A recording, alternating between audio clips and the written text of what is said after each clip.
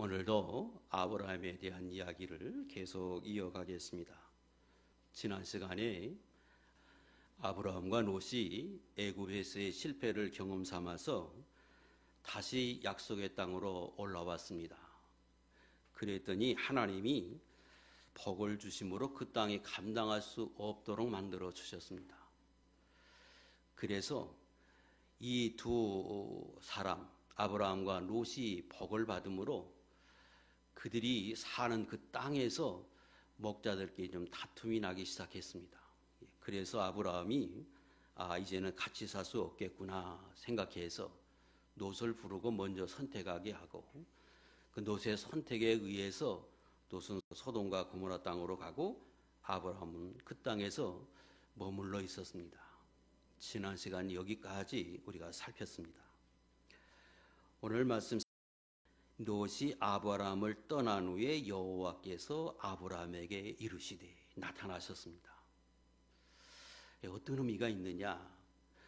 그러면 하나님께서 아브라함에게 나타나셨다, 그 말은 하나님이 아브라함을 기뻐하셨다, 그 말씀이고, 그리고 나타나심으로 하나님이 아브라함에게 복 주실 것을 말씀하십니다.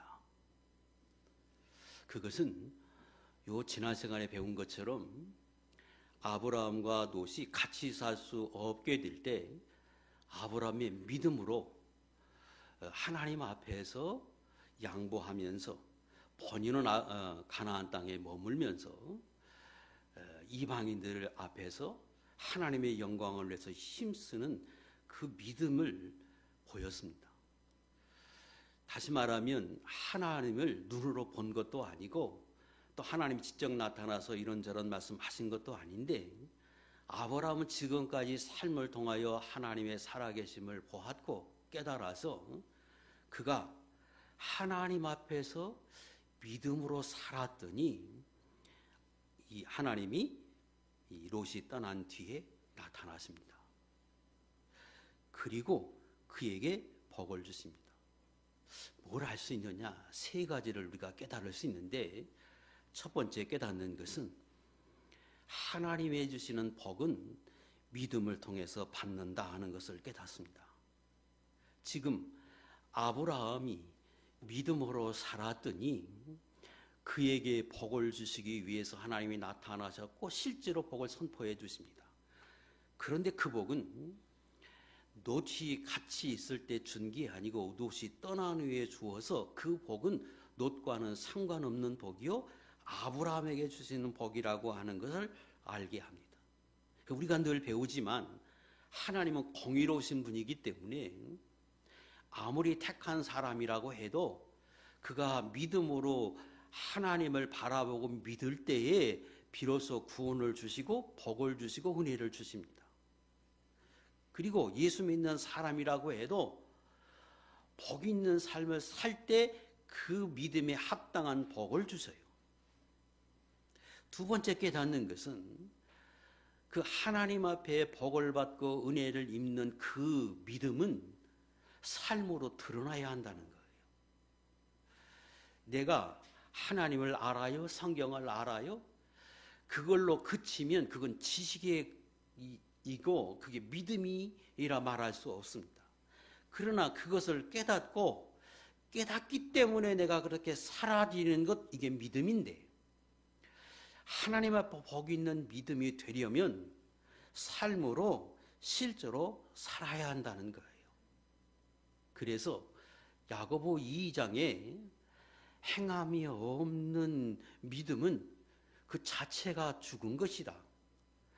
행함이 없는 것은 아무런 능력이 없는 헛것이다. 귀신의 믿음과 같다. 이렇게 말씀하셔서 하나님 앞에 복을 받으려고 하면 깨닫고 아는 대로 하나님을 발견했으면 그 발견한 그 모습, 그 믿음을 써야 한다. 생활 속에서 드러나야 한다 하고 말씀합니다. 자, 이 앞에 우리가 배웠던 아브라함의 경우에도 살펴보면 다 그렇잖아요. 하나님이 아브라함을 불러서 내 고향 본토 친척 아비집을 떠나라 그러니까 실제로 떠나니까 하나님께서 복을 주셔서 가나안 땅에 들어가게 하십니다. 살다가 연약해서 애굽에 내려갔더니 거기에서 하나님이 말씀하신 게 아니고 삶을 통해서 이거 하나님이 기뻐하지 않는 거구나.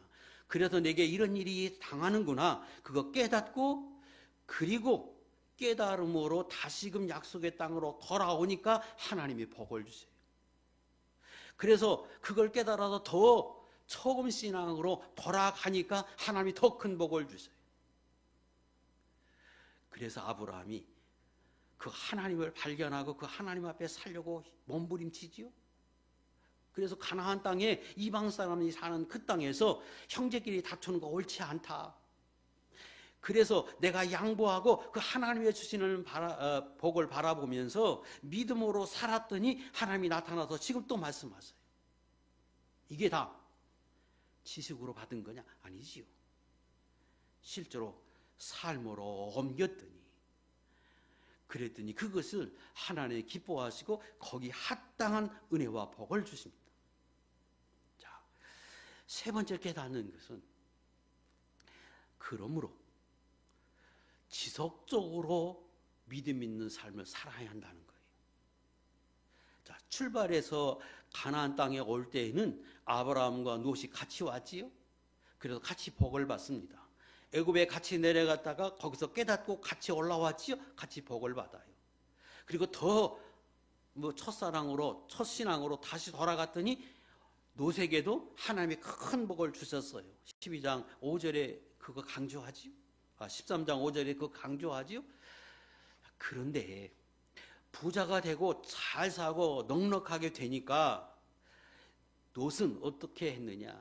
하나님을 의식하기보다 육을 따라서 삽니다.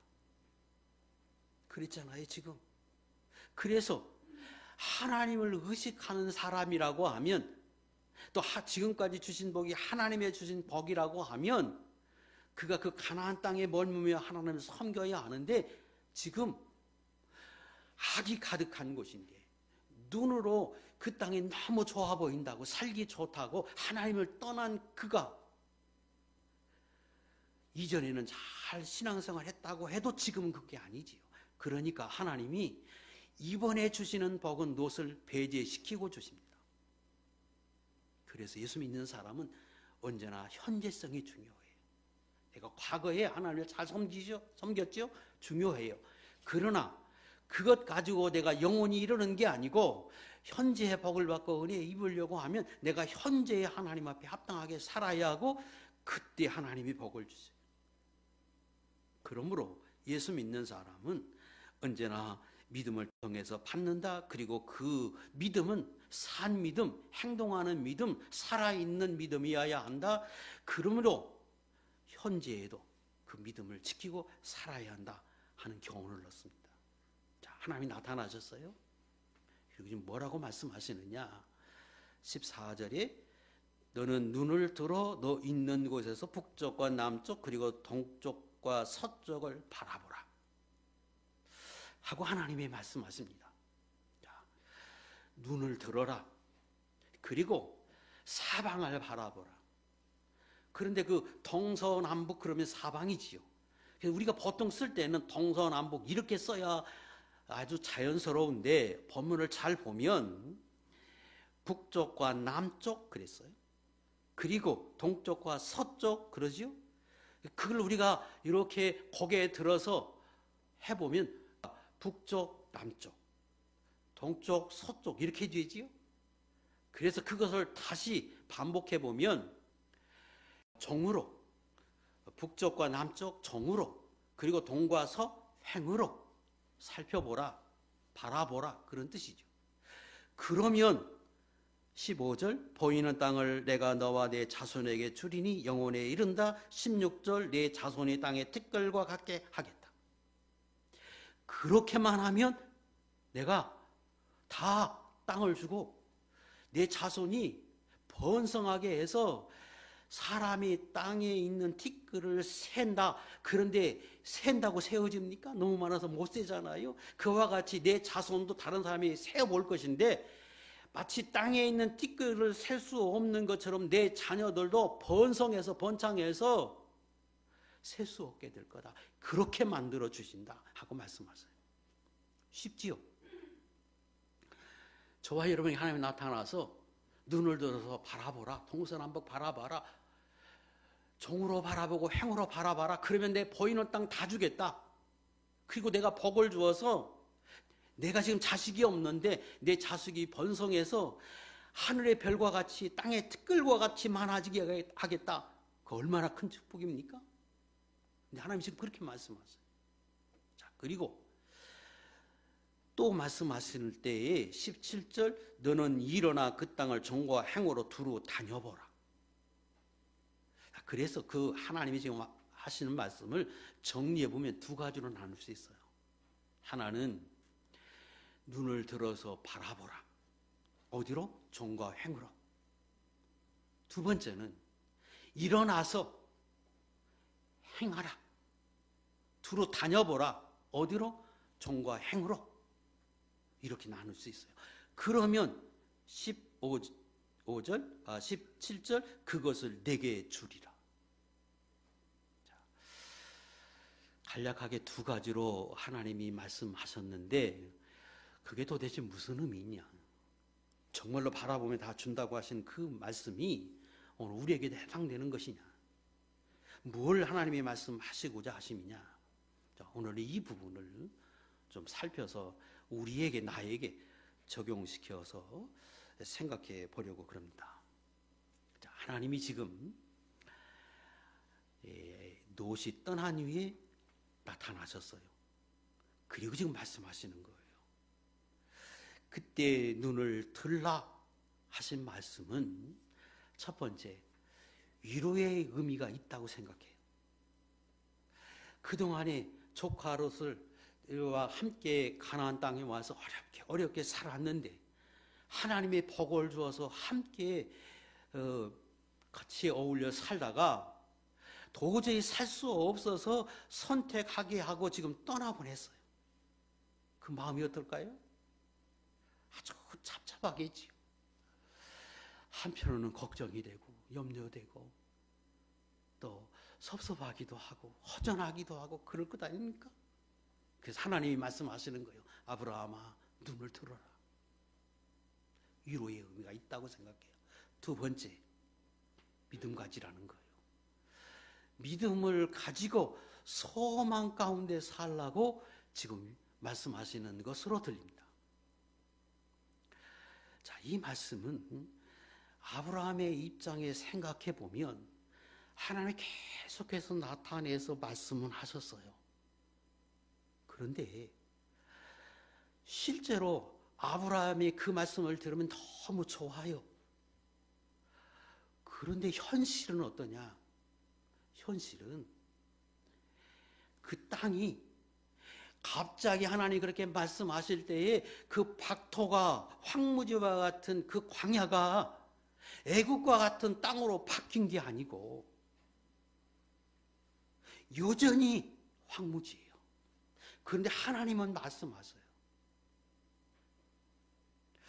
또 하나님이 지금 말씀하시는 그것은 당장의 눈으로 보는 당장에 내게 앞에 뭘 주는 게 아니고 미래에 되어질 복을 지금 말씀하세요.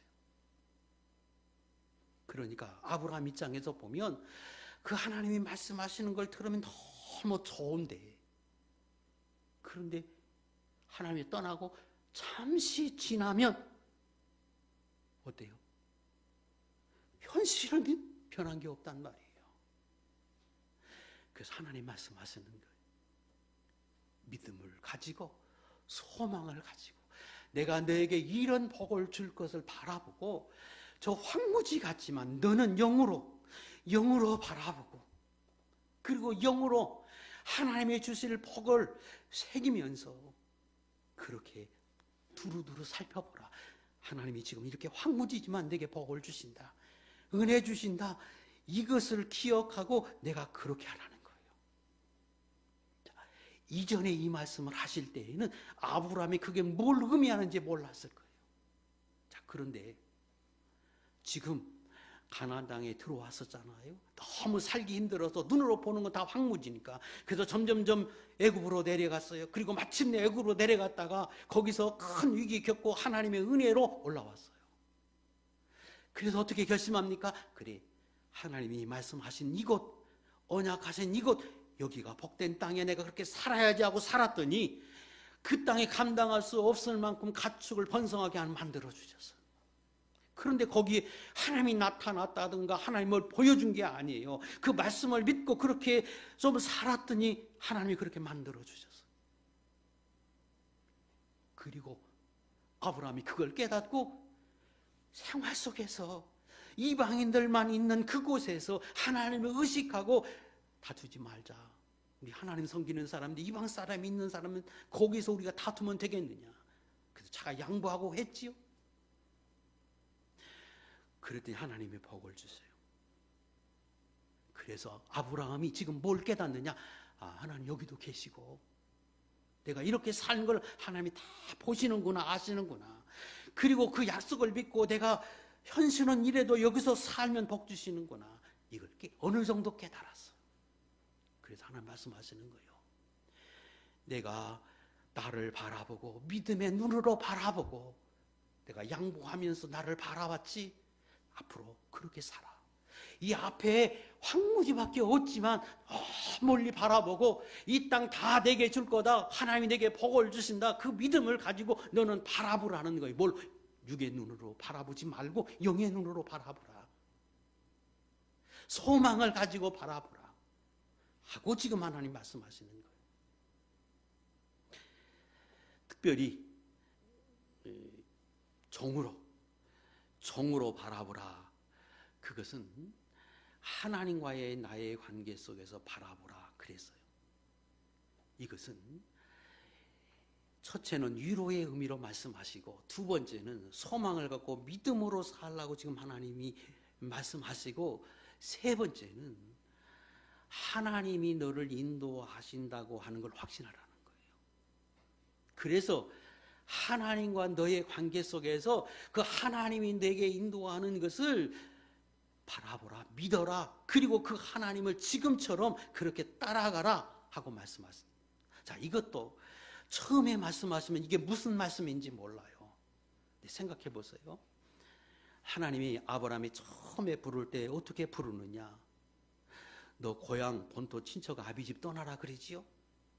그리고 하나님 말씀하세요. 내게 보여줄 땅으로 가라 하고 말씀하셔서 그 보여줄 땅으로 갔다고 할 때에 그거 처음부터 가나안 땅이야, 주소가 어디야, 글로 가, 이게 아니잖아요. 매일매일 인도하셔서 그래서 따라와서 나중에 이른 것이 가나안 땅이에요.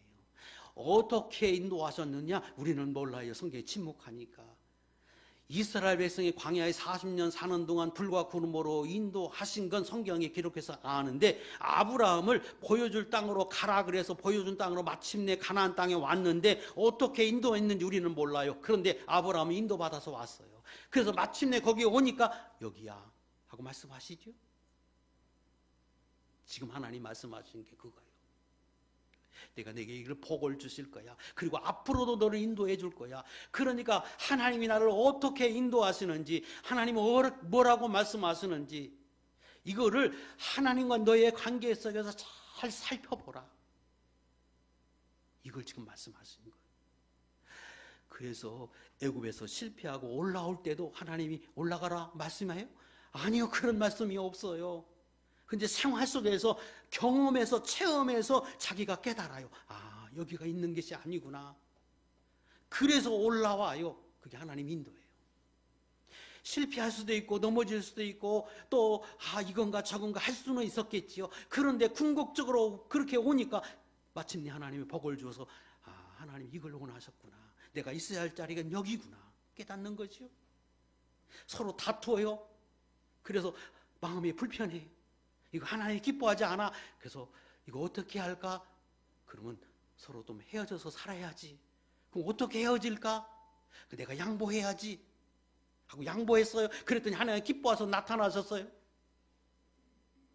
그리고 하나님이 말씀하세요. 그것은 내가 지금까지 하나님 앞에 그렇게 믿음으로 살고 내 인도를 따라 살았지? 앞으로 다 사방을 바라보고 내 이 생각에 내가 가진 그 어떤 지식에 국한하지 말고 내가 지금까지 가졌던 내 계획 거기에 국한하지 말고 하나님이 내게 뭐라고 말씀하시는지 어떻게 인도하는지 정으로 하나님과 너의 관계 속에서 날마다 살펴보고 그리고 행으로 하나님이 인도하는 것은 사람을 통해서도 인도하거든요. 환경을 통해서도 인도하거든요. 그러니까 하나님 나를 어떻게 인도하는 것인지 어떻게 살아야 하나님이 기뻐하는 것인지 그걸 살펴보라는 거예요. 이건 아브라함에게 말씀하실 때 아브라함만이 알아듣는 말씀이에요.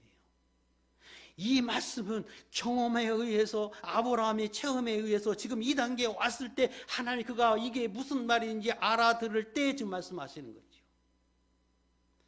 아브라함이 떠난 뒤에 생각해 보겠죠. 이게 무슨 말씀이었을까? 그 말씀이 이런 말씀이라고 그는 확신하고 그렇게 사는 거예요. 오늘 예수 믿는 사람이 그런 것 아닙니까?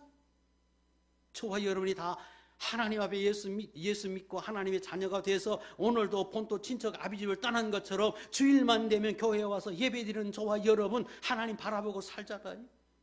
그래서 오늘도 하나님이 인도하셔서 그 하나님의 인도를 따라갈 때 형통하게 하고 복을 주고 은혜를 주시는 건 우리가 알아서 그렇게 살아보려고 했어요. 그래서 주의 앞에 나와서 오늘도 말씀을 들을 때 이것이 내게 주는 말씀이고 내게 접목해 보려고 했어요. 그게 하나님과 여러분의 관계 속에서 찾는 거고 생활 속에서 여러분이 여러 가지 모양 속에서 그걸 경험하고 체험할 때 하나님이 이거 기뻐하지 않는구나. 그거 행으로 바라보는 거예요. 그리고 마음속에는 언제나 하나님이 내게 함께 계시지 은혜 주시고 인도해 주실 것이다. 그걸 확신하고 우리도 그렇게 사는 거예요. 똑같은 거 이치적으로.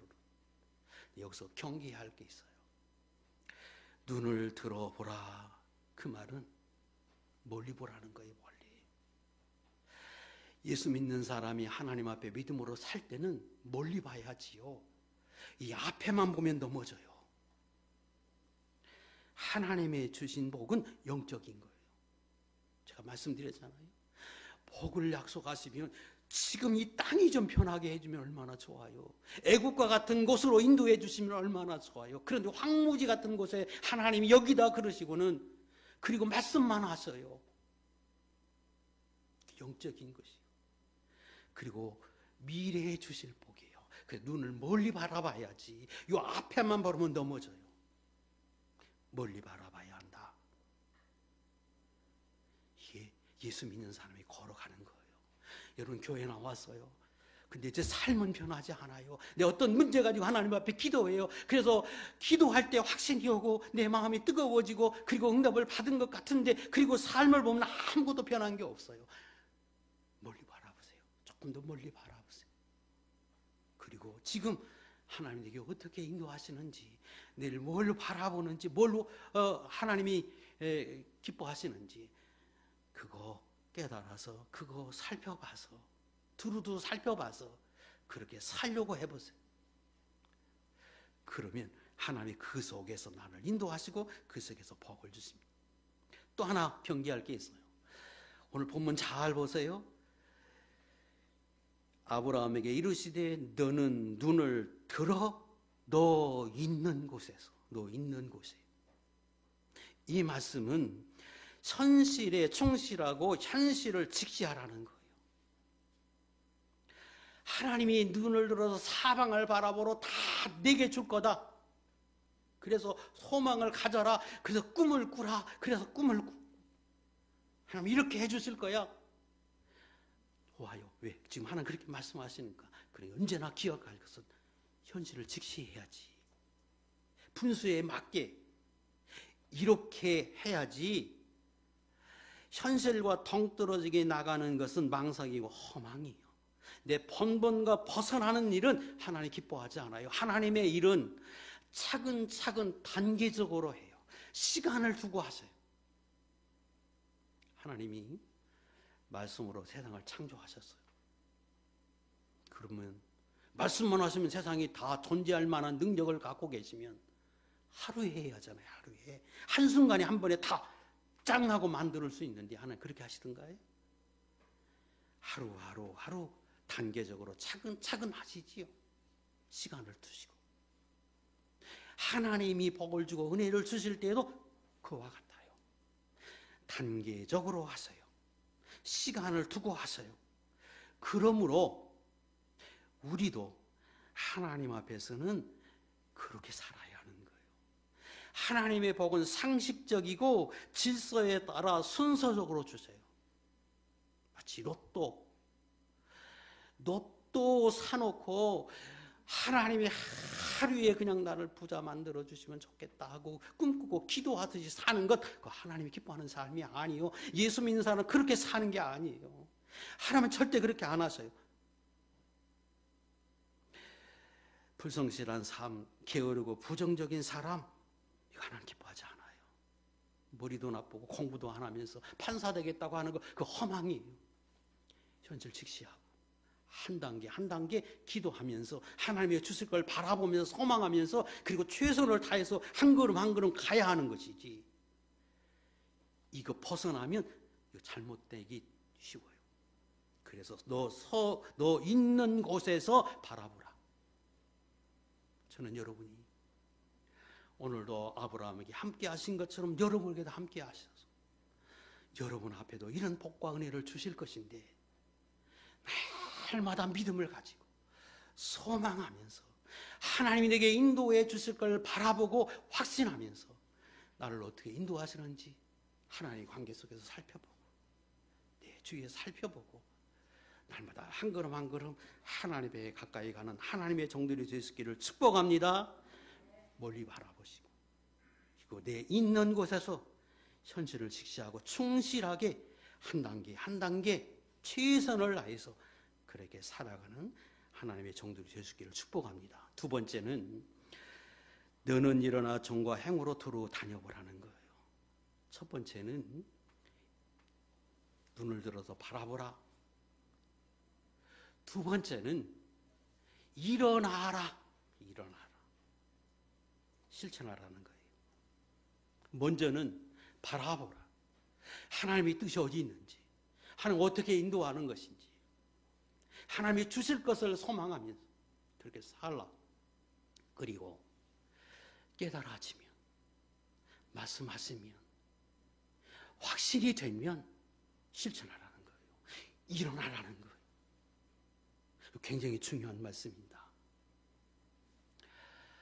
예수 믿는 사람은 절대로 낙심하거나 불안해하거나 두려워하는 것은 하나님 기뻐하지 않고 예수 믿는 사람의 삶이 아니에요. 분명히 하나님이 내 안에 계셔요. 그리고 나를 사랑하셔요. 내가 기도해요. 그리고 열심히 하나님을 섬겨요. 그런데 내 현실은 변한 게 없고 그대로인 것 같아요. 설명드렸죠? 멀리 바라보시고 충실하게 살아가세요. 그때 내 마음속에서 불안해하고 두려워하는 마음도 생기고 그리고 낙심하는 마음도 생겨요. 왜? 현실이 안 보이니까. 그때 우리 어떻게 해야 하느냐 하면 내 마음을 내가 다스려야 돼요. 예수 믿는 사람은 모두가 다 이런 걸 경험합니다. 여러분이 약해서 여러분만 경험하는 게 아니고 믿음의 사람들도 순식간에 넘어져서 낙심하고 절망하고 그리고 아무 힘없는 그런 낙담하는 자리에 다 경험하고 내려가요. 그때 어떻게 이기느냐, 그것이 신앙이고 그게 내가 해야 하는 일이에요. 시편 42편 띄우세요. 같이 읽겠습니다. 42편 5절 시작. 내 영혼아 내가 어찌하여 낙심하여 어찌하여 내 속에서 불안해하는가. 너는 하나님께 소망을 두라. 그가 나타나 도우심으로 말미암아 내가 여전히 찬송하리로다. 믿음의 사람도 순식간에 이렇게 돼요. 왜? 하나님 앞에 아무리 기도해도 갑자기 황무지가 해급되게 안 하거든요. 하나님이 로또 당첨되게 안 하거든. 그래서 순식간에 낙심이 돼요. 아니 내 삶에 갑자기 어려움을 닥쳐요. 그럼 어제까지 기뻐했다가 예배 드릴 때는 기뻐하고 확신이 했다가 현실에 내 삶으로 돌아가면 내 현실은 너무 힘들고 어려워. 순식간에 낙심이 돼. 그때 일어나는 거예요. 내 영혼아, 왜 낙심이 하느냐? 왜 두려워하고 불안해하느냐?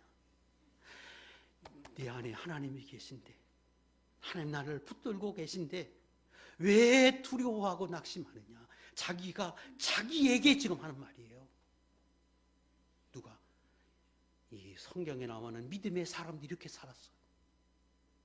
우리도 이래야 되는 거예요. 자기 암시라고 해도 괜찮아요. 왜? 실제로 네가 하나님 믿고 하나님의 자녀이고 하나님 내 안에 계시니까.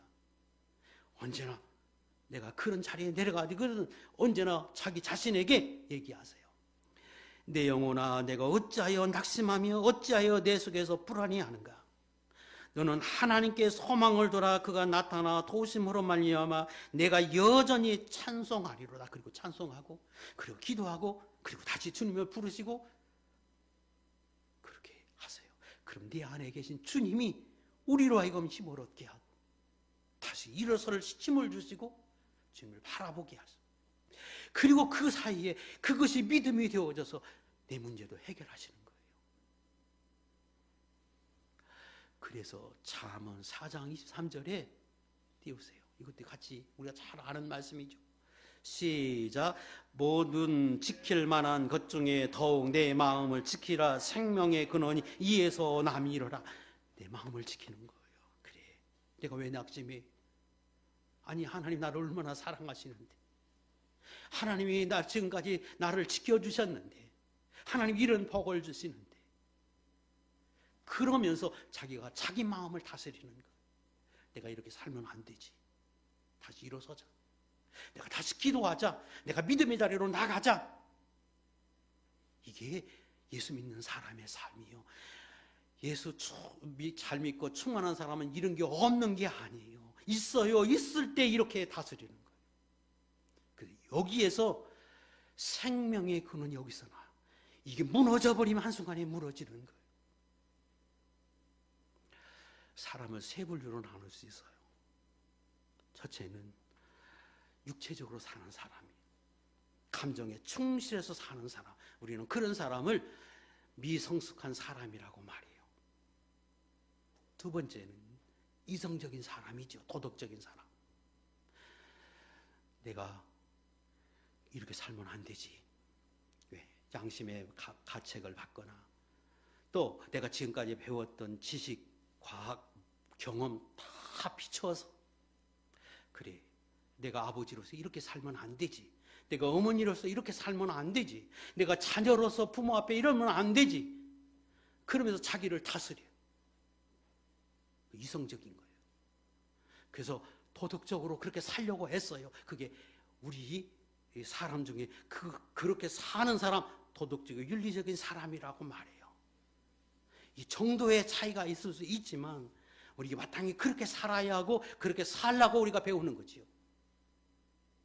그래서 세상에서 그렇게 자기를 잘 다스리고 사는 사람, 이거 우리가 고귀한 인품을 가진 사람이라고 말하지요. 다 저는 여러분이 그렇게 되기 원해요. 근데 세 번째 사람은, 예수 믿는 사람은 그보다 한 차원 더 높은 사람이에요. 영적인 사람이라. 그런데 그 영적인 사람이라는 의미는 살아계신 하나님을 의식하고 사는 거예요. 그래서 도덕적이고 윤리적인 것보다 더 앞서요. 창조주가 하나님이시고 전능하신 분 하나님이시고 그분은 살아계시고 거룩하신 분인데 그 하나님을 의식하고 그 앞에서 사는 거예요. 그리고 그 하나님 앞에서 하나님이 뭐라고 말씀하시는지, 창조주이신 그 하나님의 인도를 따라서 사는 사람, 이거 훨씬 더 높은 가치를 지닌 사람이고 고귀한 사람. 이것이 예수 믿는 사람이어야 하고, 그래서 예수 믿는 사람이 이 영적인 사람이기 때문에 훨씬 더 세상에 있는 도덕적인 사람보다도 훨씬 더 위에 있는 거예요. 자, 그때 다 어디 다스리는 거예요. 자기를 다스릴지 모르는 사람, 육체적인 사람이, 어린아이 같은 사람, 이성적인 사람을 넘어서 우리 하나님 앞에 나를 다스려. 그래서 내가 안 되면 그때 하나님 앞에 기도해서 하나님의 능력을 힘입는 거예요. 하나님, 내가 그렇게 살기 원하는데, 윤리적으로 살기 원하는데 안 돼요. 나를 좀 다스리고 싶은데 잘 안 돼요. 하나님의 전능하신 하나님이 내게 힘 주십시오. 그리고 내가 어떻게 살아야 이게 참다운 삶이, 이 진리에 맞게 사는 것이 알려주세요. 깨닫게 해주세요. 가르쳐 주세요. 영적인 사람이. 그래서 일어나라. 그렇게 살라는 거예요. 영적인 사람으로 살라는 거예요. 거기도 종으로, 횡으로 그렇게 두루 살피라 하는 말은 그때의 하나님과 너희와의 관계 속에서 거기에서 행하라는 거예요. 자, 제가 말씀드렸죠. 예수 믿는 사람은 하나님과 나의 관계 속에서 사는 거예요. 그래서 하나님을 의식하고 적극적인 삶을 사는 겁니다. 하나님 앞에서, 내가 살아계신 하나님 앞에서 그래, 기도하자. 내가 이렇게 살면 안 되지. 그래, 하나님 앞에 더 기도하자. 또 마음속에서 절망이 오거나 슬픔이 있거나 또 두려움이 오거나 그러면 하나님이 말씀하셨죠. 항상 기뻐하라. 그러면 내가 기뻐하자. 왜? 하나님 내 안에 계시니까. 인도해 주실 것을 믿고 내가 그래, 기뻐하자. 기뻐하자. 또 쉬지 말고 기도하자. 그랬으니까 내가 기도하자. 이거 하나님과 관계 속에서 내가 행하는 거예요. 그래서 범사에 감사하자. 모든 것 다 하나님이 주신 것이지. 그래서 하나님께 감사하는 거예요. 이게 두루 행하는 거예요. 하나님 앞에서 종으로, 하나님 앞에서 두루 행하는 거예요. 실제로 그렇게 살라는 거예요. 또 종으로 행하여 보라 하는 말은 그 하나님과의 관계 속에서 점검해서 절대로 막히지 말라는 거예요. 하나님 앞에서.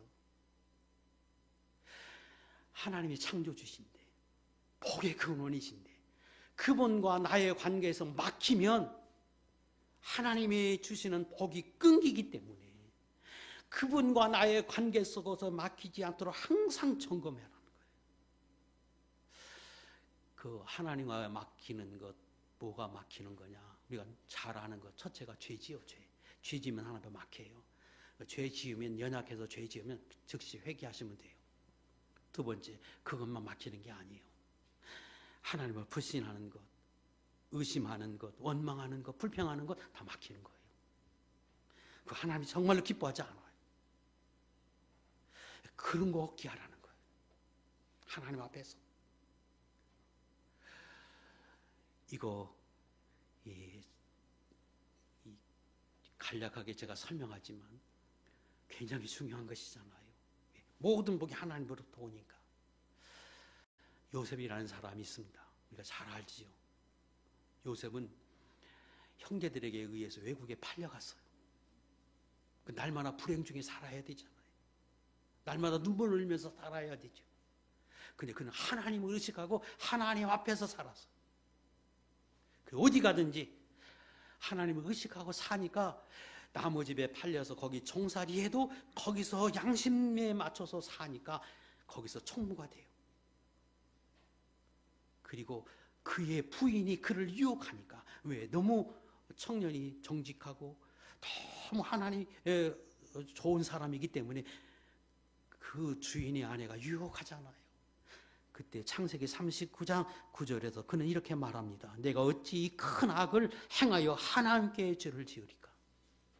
외국에서, 하나님이 없는 그 자리에서 그렇게 사는 것, 이게 하나님 앞에서 나와의 삶을 점검하는 거고, 그리고 일어나서 하나님 앞에서 행하는 거예요. 종으로 행하는 것은 그걸 가리켜요. 두 번째는 횡으로 행하여 보라. 두루 다녀보라. 그 말은 이웃과의 관계에서도 막히지 말라는 거예요. 하나님 관계에서 막히지 말고 세상 사람 앞에서도 언제나 향기를 드러내고 빛과 소금의 역할을 감당하는 사람이 되고, 거기서 하나님을 보여주고, 그리고 거기서 사랑을 증거하고 거기 있는 사람으로 나타나고, 이렇게 살라는 거예요.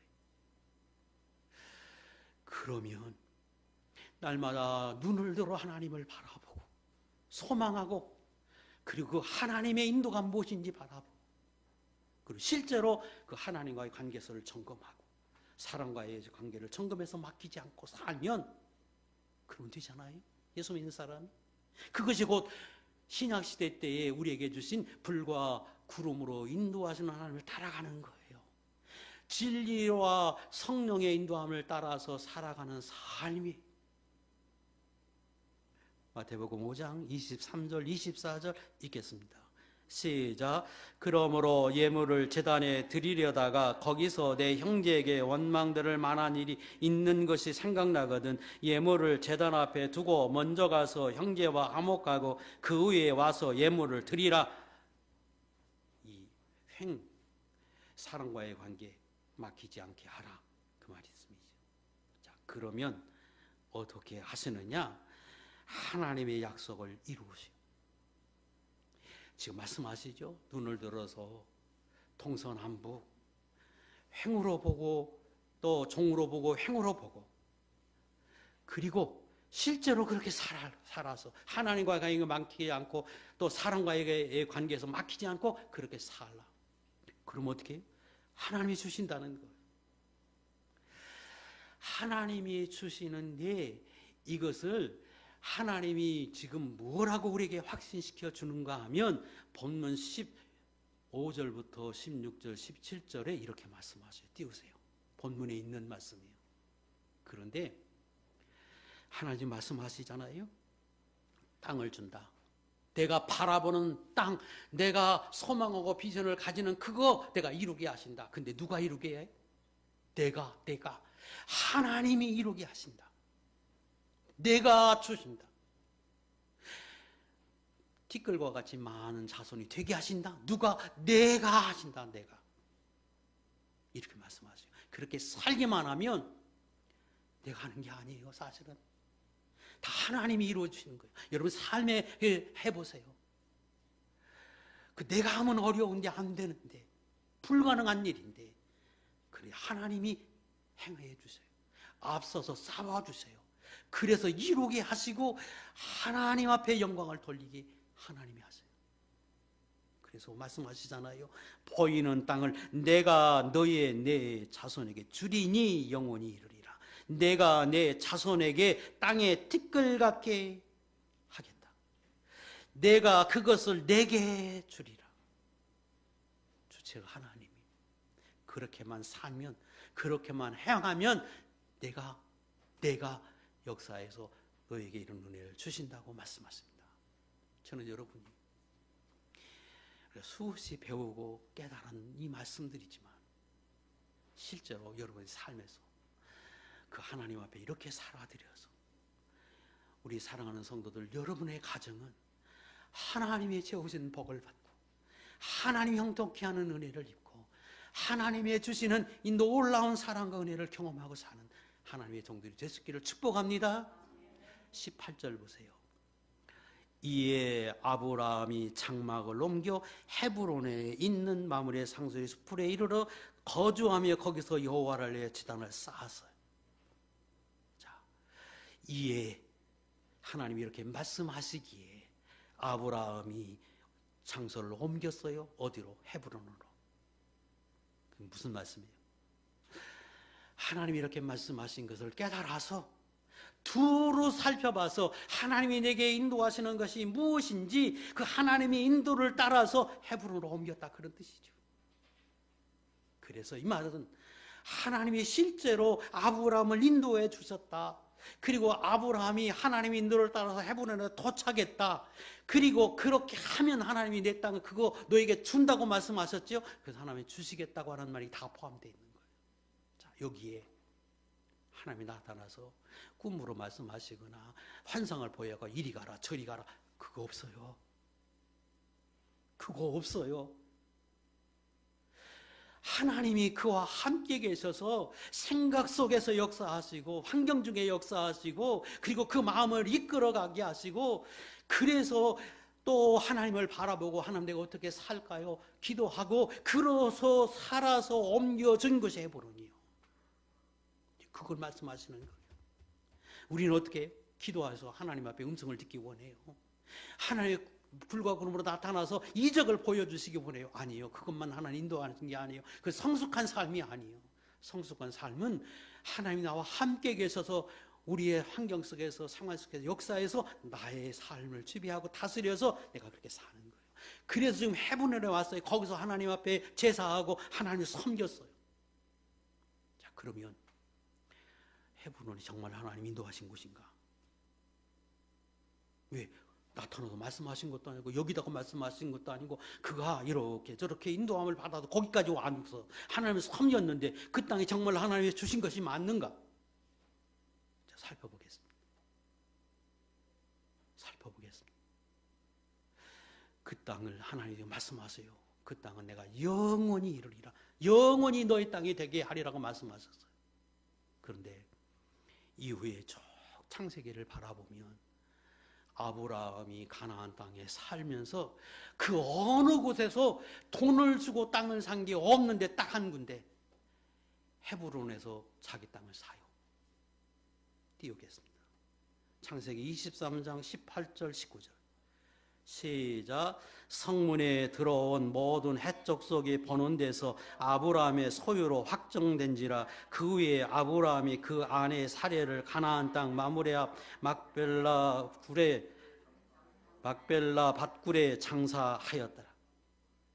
땅을 사서 묘주로 삼고 장사 지내요.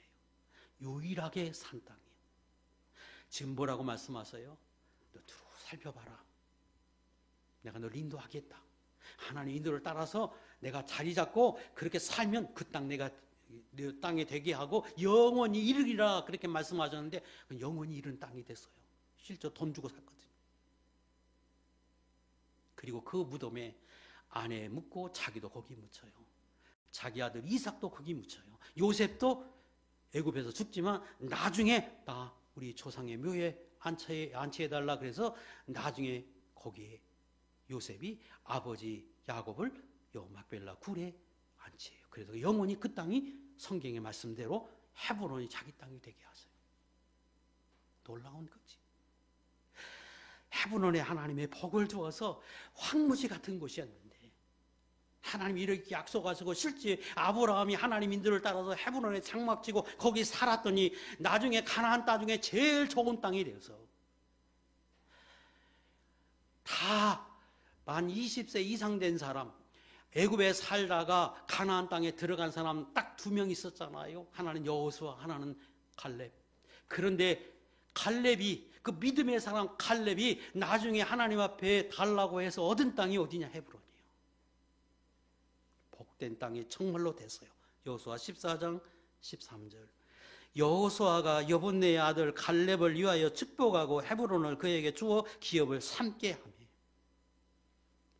너무 좋은 것이. 그래서 믿음의 사람 갈렙에게 그 땅을 하나님이 주세요. 또 다윗이 왕이 될 때에 처음 왕이 된 것이 유다 왕인데 그 유다 왕이 된 곳이 헤브론이에요. 나중에 이스라엘을 다스리는 사람이 됐어요. 축복의 땅이 됐습니다. 자, 오늘 말씀을 마치려고 합니다. 저도 여러분도 처음에 말씀드린 것처럼 본토 친척 아비지를 떠난 것처럼 저도 여러분도 다 예수 믿는 사람은 세상에 살 때 하나님의 말씀하심을 믿고 주일마다 와서 하나님 섬기는 사람, 이 본토 친척 아비지를 떠난 사람들이에요. 그래서 오늘도 하나님이 저와 여러분이 함께 하시고 우리 안에 계셔서 우리를 인도하세요.